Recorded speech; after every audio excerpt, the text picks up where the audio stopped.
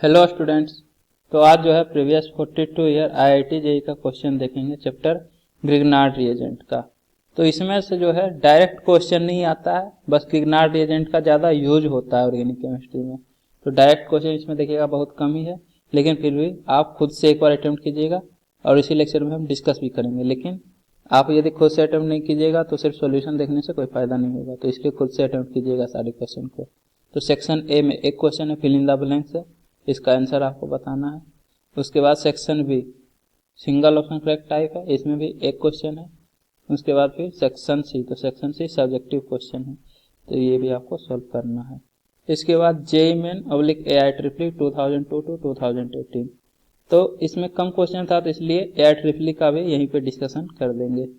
तो 2002 टू 2018, 2019 और 20 जब अगस्त में पेपर हो जाएगा 20 का, तो दोनों ईयर का ऑनलाइन पेपर हम एक साथ डिस्कस कर देंगे चैप्टर वाइज करके, क्योंकि लगभग 40 क्वेश्चन पेपर के आसपास होगा।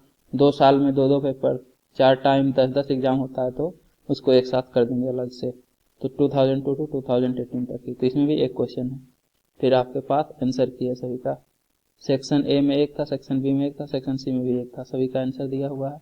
फिर JEE main oblique AI triple का भी आंसर दिया हुआ है। तो अब स्टार्ट करते हैं। तो सेक्शन ए का फर्स्ट क्वेश्चन है, the interaction of elemental sulphur with Grignard reagent gives. तो आपके पास ग्रिग्नार्ड रिएजेंट है RMgX, इसका रिएक्शन करवा रहे हैं सल्फर से, तो ये एक्चुअली में RSH मतलब थायो अल्कोहल बनाता है। थायो अल्कोहल या फिर इसको मरकेप्टन भी बोलते हैं, थायो अल्कोहल। RSH को थायोल या फिर थायो अल्कोहल बोलते हैं, या मरकेप्टन, कुछ भी बोल सकते हैं, तीनों सेम ही है।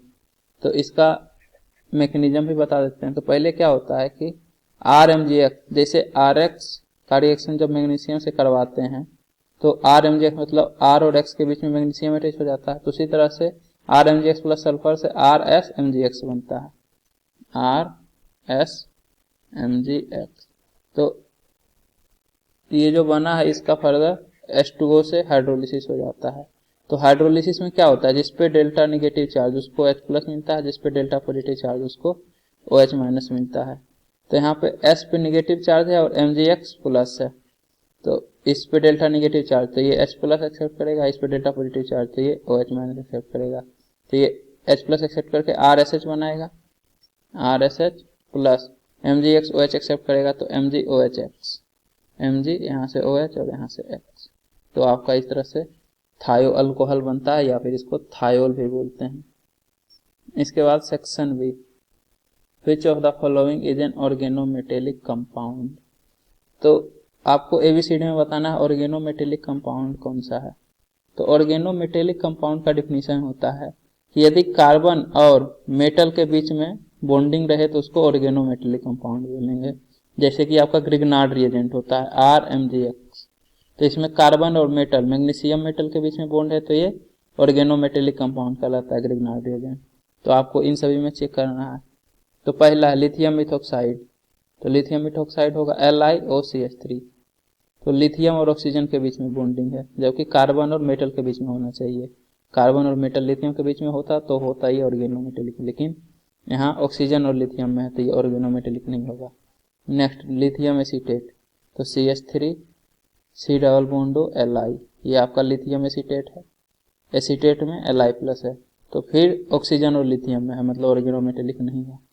नेक्स्ट लिथियम डाइमिथाइल एमाइड, तो ये होता है आपका CH3 2NLi। तो डाइमिथाइल, नाइट्रोजन से 2 मिथाइल ग्रुप अटैच है, और लिथियम, तो लिथियम डाइमिथाइल एमाइड। तो इस केस में भी लिथियम और नाइट्रोजन के बीच में है, जबकि कार्बन और मेटल लिथियम के बीच में होना चाहिए था बॉन्डिंग, तो ये भी ऑर्गेनोमेटेलिक नहीं होगा। तो डी ही बच गया, यही होगा। ऐसे भी आप देख लीजिए, मिथाइल लिथियम मतलब CH3Li, तो कार्बन और लिथियम के बीच में बॉन्ड है, तो ये ऑर्गेनोमेटेलिक कंपाउंड कहलाएगा, ऑप्शन डी। इसके बाद नेक्स्ट सब्जेक्टिव क्वेश्चन है, a hydrocarbon A of the formula C8H10 on ozonolysis gives compound B only. तो ओजोनोलिसिस के बाद सिर्फ B बनता है, मतलब सिमेट्रिकल अल्कीन या फिर सिमेट्रिकल अल्काइन होगा। O2 है, मतलब कार्बोजाइलिक एसिड बन रहा है। The compound B can also be obtain from alkyl bromide C C3H5Br upon treatment with magnesium in dry ether followed by carbon dioxide and acidification. Identify A, B and C. Also give equation for the reaction. तो आपके पास A है C8H10, इसका जब ozonolysis करते हैं तो carboxylic acid बन रहा है, मतलब कि ऑक्सीडेटिव ओजोनोलिसिस होता है। अगर रिडक्टिव रहता तो कार्बोजाइलिक एसिड नहीं कार्बोनाइल कंपाउंड बनता, तो इस केस में ऑक्सीडेटिव हो रहा है, तो बी बन रहा है C4H6O2। और ये जो कार्बोजाइलिक एसिड है ये आपका सी से बन रहा है, सी आपका है C3H5Br। इसका रिएक्शन जब करवाते हैं मैग्नीशियम से, मैग्नीशियम ऑब्लिक ड्राई ईथर, उसके बाद CO2 और उसके बाद एसिडिफिकेशन। तो मैग्नीशियम ऑब्लिक ड्राई ईथर से तो ये RMgX बनेगा, RMgX मतलब C3H5MgX, और CO2 और उसके बाद एसिडिफिकेशन से RMgX से RCOH बनता है, मतलब C3H5COOH। तो ये आपका B है C3H5COOH, वही तो है C4H6O2 बोलिए या C3H5COOH। अब इसका जब आप DU निकालिएगा तो DU आता है 1। देखिए 3 + 1 सॉरी 4 कार्बन एटम है तो 4 + 1 - 6/2 तो 5 - 3, तो DU 2 आएगा।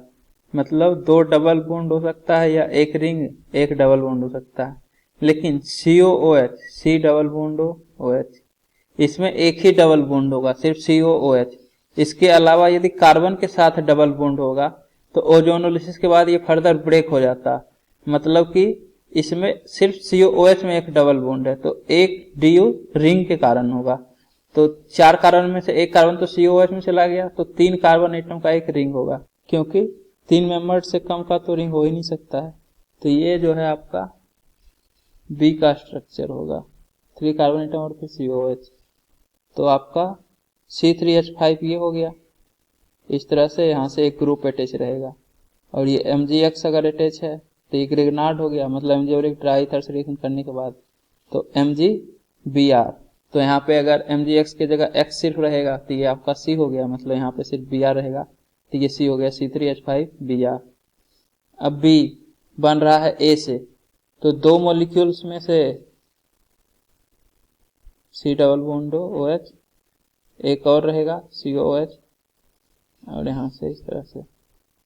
तो आपको पता है कि इन दोनों के बीच में डबल बॉन्ड या ट्रिपल बॉन्ड होगा, वही हट के यहाँ पे COOH लगा है, तो इन दोनों के बीच में पहले डबल बॉन्ड लगा दीजिए, फिर DU के अनुसार देख लेंगे डबल बॉन्ड है या ट्रिपल बॉन्ड है। तो यहाँ से कार्बन, फिर डबल बॉन्ड कार्बन, उसके बाद फिर इस तरह से एक रिंग।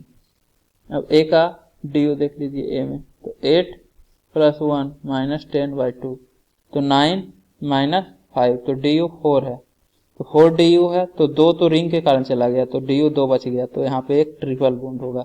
ये आपका A का स्ट्रक्चर हो गया, जिसका मॉलिक्यूलर फॉर्मूला C8H10 है। जब इसका ओजोनोलिसिस होगा तो ट्रिपल बॉन्ड के अलोंग COH लग जाता है, तो यहाँ से 3 मेंबर्ड का रिंग फिर COH। सिमिलरली सिमेट्रिकल है तो ये भी सेम 2 COH बनाएगा, मतलब B का 2 मोल बनेगा। और ये आपका C का रिएक्शन जब Mg ऑब्लिक ड्राई ईथर से करवाते हैं, उसके बाद CO2 ऑब्लिक एसिडिफिकेशन मतलब H+ से, तो यहाँ पे B बन जाता है। मतलब A, B और C आपका ये है। इसके बाद AIEEE में एक क्वेश्चन है 2002 में आया था, बाकी और भी बहुत सारा क्वेश्चन है, लेकिन वो रिएक्शन के बीच में ग्रिग्नार्ड रिएजेंट का यूज हुआ है, एप्लीकेशन वगैरह का, रिएक्शन का एग्जैक्ट क्वेश्चन यही एक है। CH3MgBr is an organometallic compound due to, तो ये ऑर्गेनोमेटेलिक कंपाउंड है ग्रिग्नार्ड रिएजेंट जो है, इसका रीजन क्या है? तो ऑर्गेनोमेटेलिक कंपाउंड का डेफिनेशन ही होता है कि यदि कार्बन और मेटल के बीच में बॉन्ड रहे तो उसको ऑर्गेनोमेटेलिक कंपाउंड बोलते हैं। मतलब कार्बन और मैग्नीशियम बॉन्ड आपका रीजन है ऑर्गेनोमेटेलिक कंपाउंड होने का। मैग्नीशियम Br गलत है, कार्बन और मैग्नीशियम, कार्बन और मेटल के बीच में बॉन्ड, तो सही है, तो ऑप्शन बी करेक्ट होगा। नेक्स्ट कार्बन Br, ये भी गलत है, कार्बन Br से तो अल्काइल हैलाइड होता है, ऑर्गेनोमेटेलिक थोड़ी है। कार्बन हाइड्रोजन, तो कार्बन हाइड्रोजन CH4 में भी है, तो ये ऑर्गेनोमेटेलिक नहीं होगा, इसे भी सिंपल कार्बन और मेटल के बीच में बॉन्ड होना चाहिए, तो इसका ऑप्शन बी करेक्ट है। उम्मीद करता हूँ कि आपको ये वीडियो पसंद आई होगी। यदि आपको ये वीडियो पसंद आई है तो इसे लाइक करें, कमेंट करें और अपने दोस्तों के बीच शेयर करना ना भूलें। Thank you.